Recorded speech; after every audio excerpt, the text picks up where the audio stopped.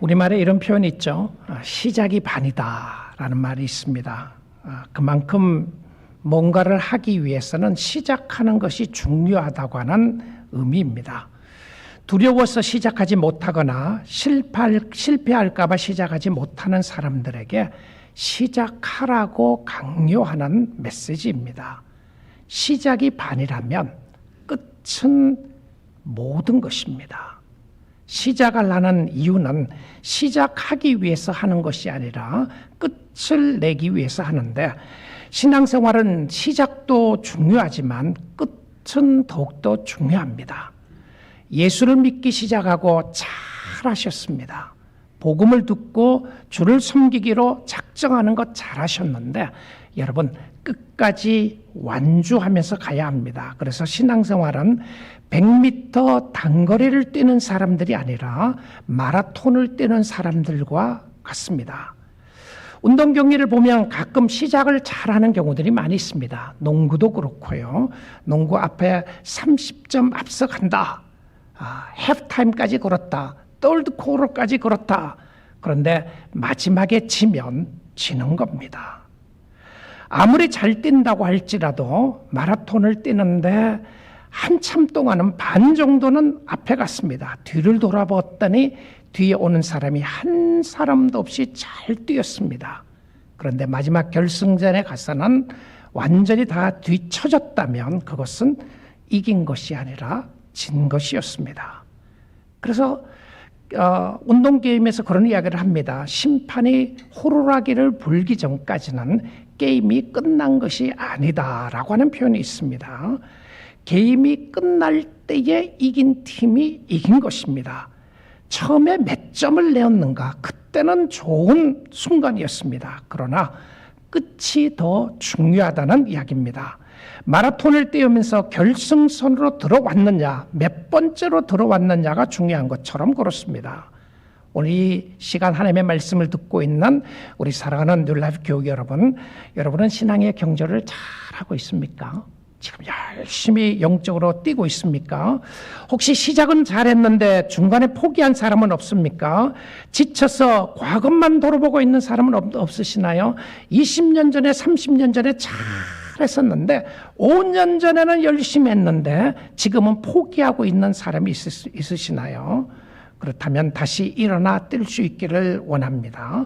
오늘도 주를 바라보고 나아가는 은혜가 있기를 원하는데, 여러분 착하고 충성된 종아, 내가 작은 일에 충성했으니 내가 많은 것을 갚아주겠다고 하신 이야기는 하나님이 하시는 이야기입니다. 하나님 앞에 충성되게 살아야 되는데, 사도 바울은 갈라디아 교회 성도들에게 이렇게 이야기를 합니다. 신앙의 모습을 경주하는 것에 비교를 하면서, 갈라디아 성도들이요, 처음에는 잘 뛰었더니 지금 what happened to you? 어떻게 됐느냐 물어보는 거예요. 여러분의 신앙생활의 모습이 과거입니까? 옛날에는 잘했는데 이제는 한때는 열심히 했는데 지금은 어떻습니까? 지금은 쉬고 있으시나요? 중단하고 있습니까? 아니면 어떤 사람은 아직도 신앙생활 시작 못하신 분이 계시나요? 오늘 주의 말씀을 듣고 여러분 위로하고 격려하고 주님 앞에 나아가는 축복의 역사가 있기를 원합니다. 왜 우리는 신앙의 경주를 완주해야 합니까? 왜 완주해야 하죠? 그냥 가면 되는 것 아닌가요? 하루하루 그냥 살면 되는 것 아닙니까? 자, 오늘 갈라디아 말씀에 우리에게 경고해 주는 메시지가 있어요. 갈라디아서 5장 7절입니다. 너희가 다름질을 잘하더니, 영적으로 잘 뛰어가더니, 이런 표현이죠. 누가 너희를 막아 진리를 순종하지 못하게 하더냐. 그러니까 여러분의 영적으로 뛰어가는데, 신앙생활 하는데 누군가가 막고 있는 거예요. 장애물이 있다는 것이죠. 갈라디아 교회 성도들은 시작을 참 잘했습니다. 예수님을 사랑하고 복음을 사랑하고 믿음으로 살려고 했는데 중간에 그들에게 장애물을 놓는 것이 있어서 거기 넘어지고 포기한 역사가 있었어요. 자, 장애물은 조금 이따 보도록 하고요. 그런데 우리는 신앙생활을 중간에 포기할 수가 없습니다. 끝까지 잘 가야 하는데, 왜냐하면 생명이 있기 때문에 그렇습니다. 완주해야 면류관이 있기 때문에 그래요. 얼마나 많이 넘어졌느냐도 그렇게 중요하지 않아요. 얼마나 잘 뛰었냐도 그렇게 중요하지 않지만 얼마나 많이 힘들고 어려웠냐도 중요하지 않고 오늘 어떻게 살아가느냐가 중요하다는 것을 보게 됩니다. 사도 바울도 그의 삶의 마지막임을 알게 됩니다. 그리고 마지막이라 쓴 서신서 중에 하나가 서신서가 바로 디모데후서인데요. 디모데후서에서 마지막으로 이렇게 그가 고백하고 있는 것을 보게 됩니다. 디모데후서 4장 6절에서 8절 보면 전제와 같이 내가 벌써 부어지고 나의 떠날 시각이 가까웠도다. 자기가 희생제물이 됐다 이런 표현이에요. 하나님을 사랑하고 섬기면서 자기가 희생제물이 되었는데 이제는 이 땅에서 떠날 시간이 다 다가왔다. 이 표현이죠. 7절입니다. 나는 선한 싸움을 싸우고 나의 달려갈 길을 마치고 믿음을 지켰으니. 자, 여러분 이따 여기 한번 단어를 동사들 한번 보시면 싸우고 마치고 지켰다. 이거는 신앙생활에 있어서 어렵게 그냥 저절로 되는 것이 아니라 자신의 의지적인 결단과 노력이 필요함을 보여주는데요. 달려갑니다. 싸웁니다. 마치고 지키는 모습은 누가 했습니까? 본인이 했어요. 사도 바울이 했다는 것이죠. 여러분 신앙생활 잘하기 위해서는 놓으시면 안 돼요. 가만히 있으면 안 된다니까요. 아무것도 하지 않고 하나님이 다 알아서 해줄 테니까 하나님이 하시면 하나님이 일을 하시고 아무것도 안 해도 나는 잘 되리라고 끝나는 것이 아니라 여러분이 주님 앞에 영적인 결단이 필요하고요. 주님을 섬기겠다고 하는 헌신이 필요하고 이렇게 섬기겠다고 하는 기도가 필요한 것입니다. 여러분 이번에 집회 기간에도 여러분 헌신 한번 해보십시오. 내가 하리이다. 내가 가리이다. 내가 주님 앞에 그동안은 안 했지만 이 부분은 내가 주님 앞에 헌신하고 결단하겠습니다. 자, 그 다음에 8절입니다. 이제후로는 나를 위하여 의의 면류관이 예비되었으므로 이제 자기의 삶이 끝나고 하나님 앞에 가는 부분인데 그때 되면 면류관이 예비되었으므로 주 곧 의로우신 재판장이 그날에 내게 주실 것이며 내게만 아니라 주의 나타나심을 사모하는 모든 자에게 도니라. 자신만 면류관 받는 것이 아니고 주님이 오실 그날을 기다리고 살아나가는 모든 사람들에게 의의 면류관이 준비되어 있다라는 것을 이야기해 주고 있습니다. 이 의의 면류관은 저와 여러분에게도 준비되어 있는 줄 믿습니다. 그래서 신앙생활 완주하셔야 돼요. 다시 일어나셔야 됩니다. 다시 주님 바라보고 뛰어야 되고 다시 여호와 하나님을 바라보고 나아가야 되는 것은 우리의 신앙생활은 결코 포기할 수 있는 것이 아닙니다. 하나님이 살아계시고 하나님이 역사하시고 의의 면류관이 있기에 주님을 바라보고 나아가는 것인데 그런데 이게 생각만큼 쉽지 않다는 것이죠. 자, 여러분 신앙생활 한번 보십시오. 신앙생활 그렇게 녹록하지 않아요. 호락호락하지 않습니다. 여러분의 어떤 게으름이나 나태함에 빠지게 되면 신앙생활 포기하는 것 한순간에 포기할 수 있게 돼요. 믿음의 길을 완주하지 못하도록 방해하는 방해 요소들이 많이 있습니다. 여러분 이거 알아야 돼요. 내가 주님 앞에 바로 서지 못하고 주의 뜻대로 살지 못하도록 방해하는 요소들이 많이 있다는 말입니다. 그래서 적을 알아야 무엇이 적이며 누가 적인지 누가 나를 방해하는지 알아야 신앙생활 잘 할 수 있게 됩니다. 신앙생활을 방해하는 요소로 크게 두 가지만 오늘 본문 가운데 살펴보기 원하는데 첫째는요. 여러분이 완주하지 못하도록 여러분이 넘어지도록 여러분이 실패하도록 하는 사단의 역사가 있어요. 자, 하나님의 사람에게는 사단의 역사가 있어요. 그런데 이 사단은 내가 사탄이다 라고 광고하고 찾아오지 않아요. 이 사탄은 늘 사람들을 통하여 나타납니다. 그러니까 사단에 의해서 쓰임받는 사람들이 있다는 것이죠. 방해 놓는 방해꾼이 있게 되고 열심히 뛰어가는데 장애물을 놓는 거예요. 여러분을 출입하도록 여러분을 넘어지고 넘어뜨리도록 하는 세력들이 있다는 거예요. 자, 그래서 갈라디아서 5장 10절 한번 보겠습니다. 자, 나는 너희가 아무 다른 마음을 품지 아니할 줄을 주 안에서 확신하노라. 딴 생각하시지 말고 주께로 나아가도록 하는데, 그러나 너희를 요동하게 하는 자는, 여기서 단어 보십시오. 너희를 요동하게 한다, 이 표현이 되어 있어요. 이 요동하게 한다는 단어가 흔든다는 표현입니다. 혼란시킨다는 표현이에요. 사단은 여러분을 혼란시켜요. 영적으로 믿음 모습으로 살지 못하도록 혼란시키는 역사들이 있다는 것이죠. 요란시키는, 정신없게 만들어서 무엇이 진리인지 무엇이 비진리인지 알지 못하게 만드는 거예요.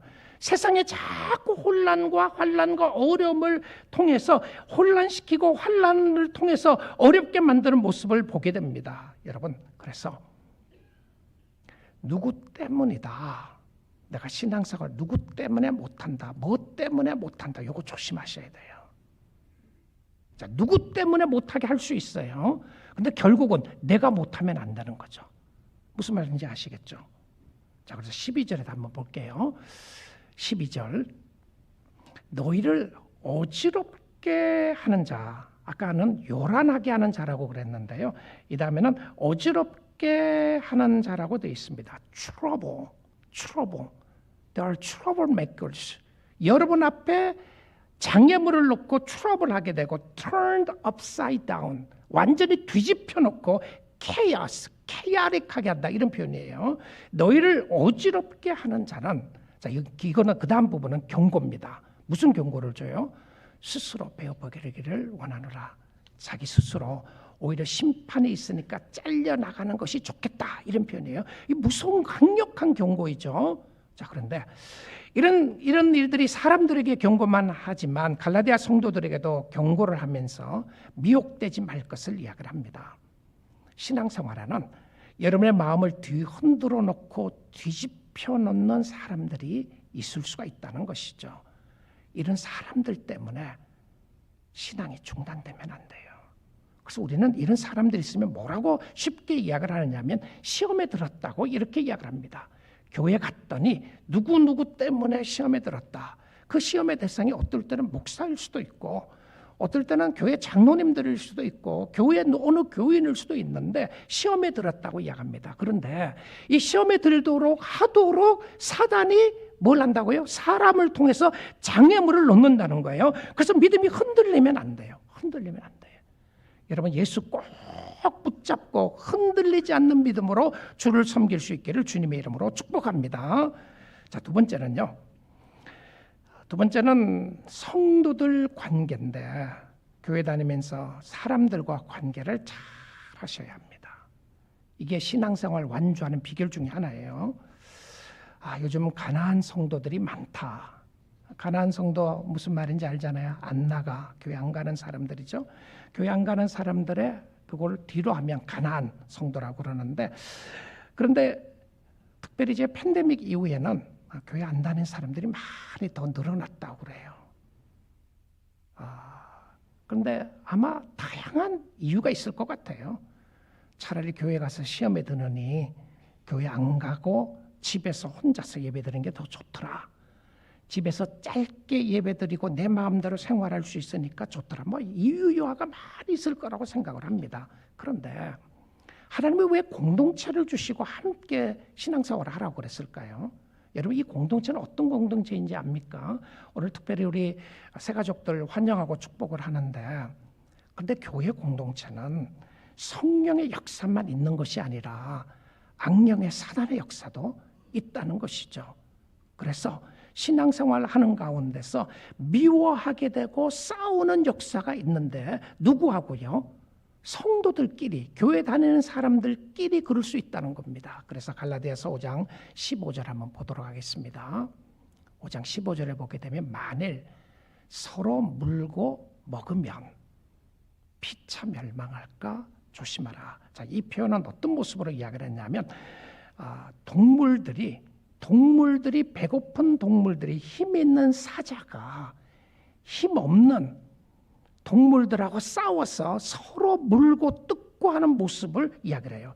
여러분, 이 갈라디아서를 성도들에게 대해서 그리스도의 자유를 이야기하고 그리스도의 은혜와 축복을 이야기를 하다가 어떻게 교회 안에 이런 일이 있다고 경고하고 있습니까? 그래서 교회가 잘못된 것인가요? 그래서 신앙을 떠나도 되는 것입니까? 그렇지 않아요. 만일 서로 물고 뜯으면 피차망한다. 이 표현을 다른 번역에서 이렇게 번역을 했어요. 그런데 여러분이 서로 물고 뜯고 잡아먹고 하면 피차 멸망하고 말 터이니 조심하십시오. 자, 이것은 성도들 관계의 화평을 이야기하는데 화평을 깨우는 모습 가운데서 NIV 애플리케이션 커멘터리에서 이것을 그 근본적인 이유는 자신의 자아 때문이다 이렇게 이야기했어요. 결국은 상대방이 문제입니다. 근데 상대방이 문제인 것만이 아니고 결국은 나의 자아 때문에 이런 일들이 일어난다. 그러면서 이렇게 표현합니다. 갈라디아 교인들의 문제는 오늘날 우리들의 모습이기도 합니다. 성도들 간의 의견을 나누다 보면 나도 모르게 자존심이 앞설 때가 있습니다. 그러면 결국 무엇이 바른 길인가를 구하기보다 내 말이 맞다며 이기려는 싸움으로 변질되고 맙니다. 성도의 모습이 결국 내가 이겨야 한다. 내가 이겨야 한다는 밑바닥 속에 무엇이 있느냐 하면 나의 자아가 있다는 것이죠. 나의 자존심의 문제가 있다는 것을 이야기합니다. 이런 방해가 있음을 알고 이 길을 이길 수 있는 비결은 존 파이퍼 목사님은 그리스도 안에서 자유를 누리는 길이다라고 이렇게 이야기했어요. 그래서 5장 15절을 주의하면서 이런 표현을 씁니다. 한번 들어보십시오. 우리가 자유로워야만 사랑할 수 있다는 것을 기억하십시오. 이 말은 내가 그리스도 안에서 진정한 자유를 누려야 진정한 사랑을 할 수 있다 이 표현이에요. 사랑의 동기는 우리의 공허함을 채우려는 욕망이 아니라 우리의 충만을 나누는 기쁨에 있습니다. 실질적으로 내가 누구를 사랑하는 그 동기는 나에게 필요한 어떤 것을 채우기 위해서 그 사람을 사랑하는 게 아니라는 거죠. 내가 이 사람을 사랑해주면 이 사람은 나에게 더 많은 것을 줄 것 같으니까, 내가 이 사람하고 잘 지내면서 내가 세력을 확보할 수 있으니까 나에게 어떤 충만함을 가지고 욕망을 채우는 것이 아니라 하나님이 주시는 자유함과 기쁨으로 할 수 있다 이 표현입니다. 그리고는 이 표현을 해요. 야생동물이 배부를 때가 아니라 굶주려 있을 때의 동물의 본성이 나오는 것처럼 사람이 자신의 욕망이 채워지지 않을 때에 서로 물고 뜯으려는 모습이 있습니다. 이 존 파이퍼 목사님의 포인트입니다. 하나님으로 충만하지 않으면 다른 사람을 잡아먹는 일이 달콤하게 느껴집니다. 이건 잘 모르겠어요. 달콤하게 느껴질지는 모르지만 어쨌든 이런 표현들이 있다는 것이죠. 그러니까 이런 환경과 상황 속에서 성도들이 살아가는데 성도된 저와 여러분을 넘어뜨리려고 하는 세력은 주위에 많이 있습니다. 결국 환경과 사람들을 통하여 나의 마음을 공격해 오는데요. 그럴 때 우리의 진정한 승리자는 오직 예수 그리스도임을 알고 주를 바라보는 것입니다. 그래서 신앙의 경주를 완주할 수 있는 비결 몇 가지를 말씀드리겠습니다. 신앙의 완주의 비결은 어떤 고난과 어려움이 있어도, 어떤 일이 있어도, 주위에 누가 뭐라 그래도, 주위에 나에게 장애물을 놓는 어떤 일이 있다고 할지라도 끝까지 예수 그리스도의 십자가를 붙잡고 사는 겁니다. 십자가 붙잡고 사는 거예요. 나를 위하여 죽으신 예수 바라보고 나의 모든 죄를 위하여 대속해 주신 예수의 십자가를 바라보는데요. 자, 바울이 이런 표현으로 설명하고 있음을 11절에 보게 됩니다. 갈라디아서 5장 11절 볼게요. 형제들아, 내가 지금까지 할례를 전한다면, 그 율법의 모습이었어요. 어찌하여 지금까지 박해를 받으리요? 이게 뭐죠? 오히려 도덕적인 율법을 전한다면 바울은 핍박을 받지 않았을 것이다 이렇게 이야기를 해요. 자, 여러분, 핍박을 받느냐 아니냐가 핵심이 아니었어요. 어려움이 있느냐 아니냐가 핵심이 아니었습니다. 진짜 성도들에게 핵심이 무엇인지 한번 보겠습니다. 지금까지 박해를 받으리여 그리하였으면 십자가의 걸림돌이 제거되었으리니, 이게 무슨 말이죠? 십자가의 걸림돌이 제거되었다. 자, 어떤 사람에게는 십자가가 걸림돌이 되고 있다는 것을 보게 됩니다. 자, 예수를 진짜 복음을 전하고 예수 그리스도의 십자가를 전하고 나의 행위가 아니라 전적인 하나님의 은혜를 전하면 이거 싫어하는 사람들이 있다는 거예요. 누가 이 복음을 싫어하나요?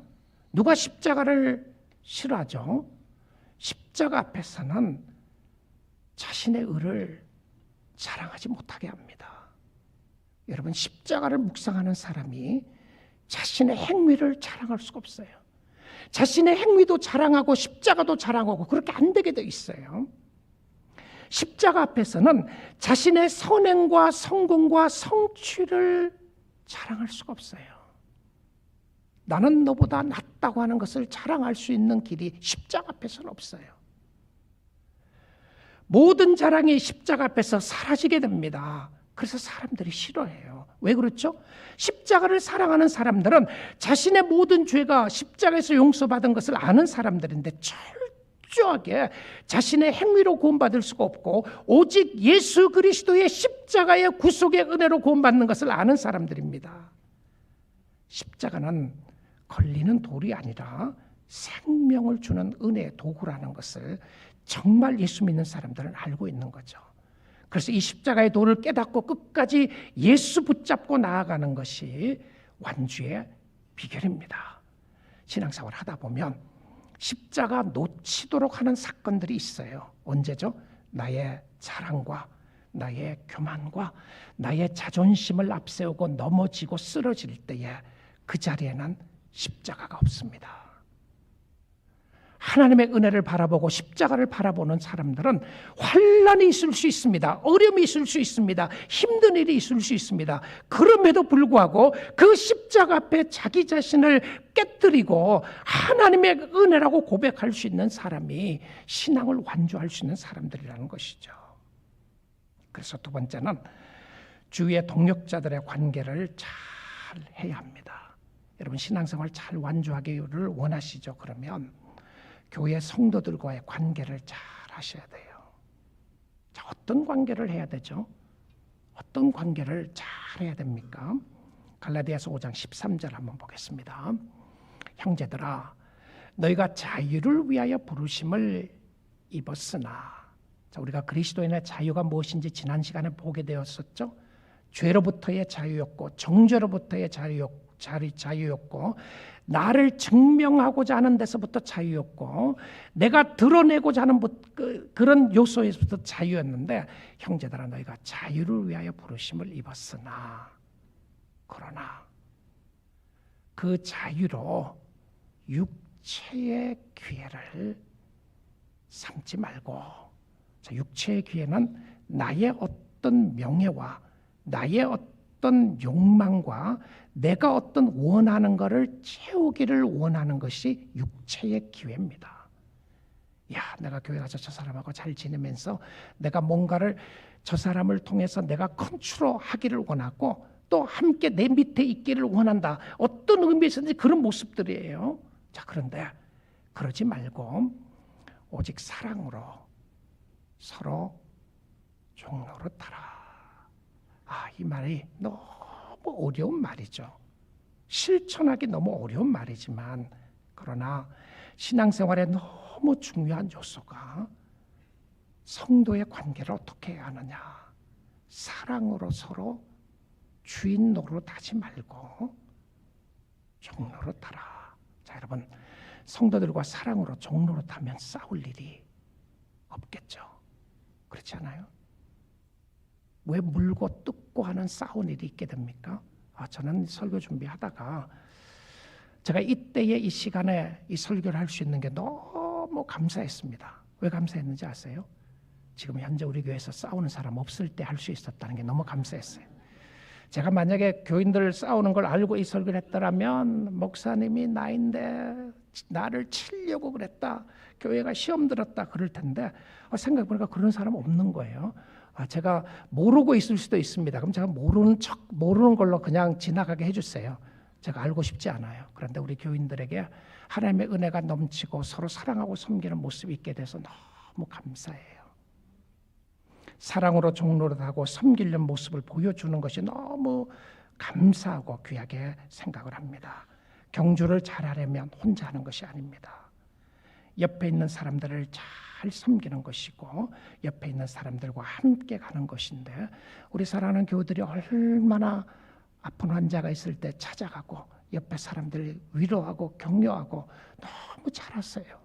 여러분 그거 정말 하나님 앞에 칭찬받을 일이라고 생각합니다. 주님이 기뻐하는 모습이었어요. 자, 마지막입니다. 마지막으로 신앙의 경주를 완주를 잘하는 비결은 여러분 자신이 방향을 잘 잡아야 합니다. 방향을 잘 잡아야 돼요. 어디로 가고 있느냐가 굉장히 중요합니다. 여러분의 인생이 어디로 가고 있습니까? 여러분 축구는 공을 얼마나 멀리 차느냐의 게임이 아닙니다. 축구의 게임은 공을 얼마나 세게 차느냐의 게임이 아니에요. 얼마나 잘 찾느냐의 게임도 아닙니다. 축구 게임은 공을 골대 안으로 넣는 게임입니다. 신앙생활에 있어서도 완주도 표대를 향해서 가야 하는데 그 표대는 우리 앞에 있는 예수 그리스도입니다. 예수 바라보고 가는 것이죠.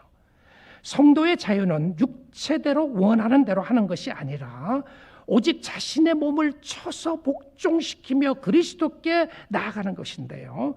이 부분을 고린도전서 9장 26절에서 바울이 이렇게 이야기를 합니다.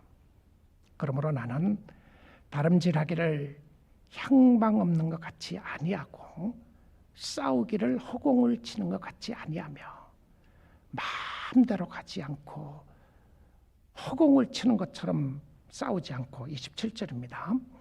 내가 내 몸을 쳐서 복종하게 하면 누구를 칩니까? 자신의 몸을 친다. 이 부분은 왜 자신의 몸을 치죠? 자신의 육신이 순종하지 않는 경우들이 있는 거죠. 하나님의 뜻에 순종하지 않는 경우예요. 육신의 연약함 때문에 못하는 경우들이 있어요.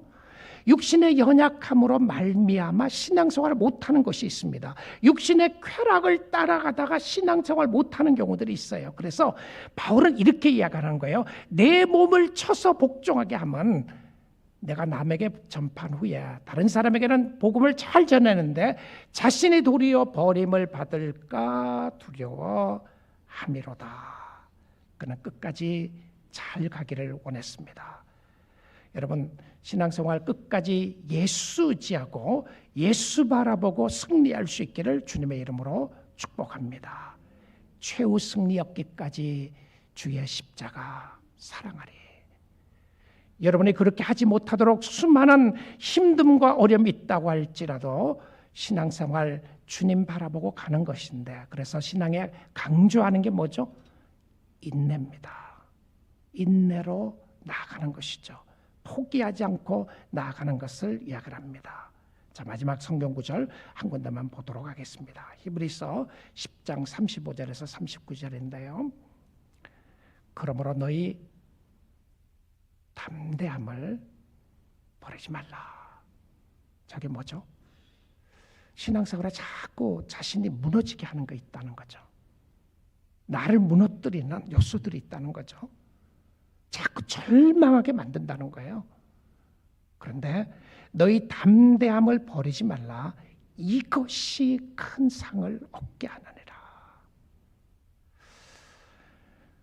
저는 우리 교우들 병원 신방할 때마다 하는 이야기가 있습니다. 마음 절망하지 마십시오. 절망하시면 안 돼요. 어떤 경우에는 힘들고 어려운 상황 가운데 있음에도 불구하고 그들에게 절망하지 말라고 하는 것은요, 마음이 무너지면 신앙생활에도 무너질 수 있어요. 그래서 담대함을 버리지 말라. 이것이 큰 상을 얻게 한다고 이야기합니다. 조금 더 보도록 하죠. 36절입니다. 너에게 인내가 필요하면 결국 담대함은 뭐죠? 인내하는 데서 오는 거예요. 인내가 왜 필요하죠? 인내가 왜 필요해요? 다 잘되면 인내할 필요가 없잖아요. 인내가 언제 필요합니까? 뛰기 싫을 때 뛰는 거예요. 그 이상하게 신앙생활은 우리가 하고 싶을 때 하는 것으로 생각하고 하는 경우들이 많이 있는 것 같아요. 내가 오늘 기분이 안 좋으니까, 오늘 내가 가기 싫으니까, 오늘 내가 몸이 피곤하니까 여기에 많은 부분에 흔들리는 것 같아요. 그런데 인내가 필요하면 너희가 하나님의 뜻을 행한 후에 약속하신 것을 받기 위함이라. 그러니까 끝까지 완주해야 약속을 받을 수 있다는 거죠. 끝까지 가셔야 돼요. 37절입니다. 잠깐 후면 오실 리가 오시리니 지체하지 아니하시리라. 예수님이 잠깐 후면 오신다. 우리가 주님 앞에 서면 주님 앞에 오시는 모습 앞에 서는 것이잖아요. 자, 그럼 어떻게 살아야 합니까? 38절입니다. 나의 의인은 믿음으로 말미암아 살리라. 또한 뒤로 물러가면 내 마음이 그를 기뻐하지 아니하리라 하셨느니라. 뒷걸음치지 마십시오. 뒤로 물러서지 마십시오. 앞으로 나아가는 것이죠. 마지막 39절입니다. 우리는 뒤로 물러가 멸망할 자가 아니요 오직 영혼을 구원함에 이르는 믿음을 가진 자니라. 아멘이십니다. 아멘이시죠? 우리 하나님을 끝까지 의지하고 믿음으로 승리하며 이 믿음으로 나아가는 길은 오직 예수 그리스도가 우리에게 주시는 은혜요 축복의 길이기에 오늘도 십자가 붙잡고 주님 의지하고 주님을 따라가는 주의 백성들 다 될 수 있기를 주님의 이름으로 축복합니다. 아멘. 기도하겠습니다. 자, 오늘 이 시간에 우리에게 주신 말씀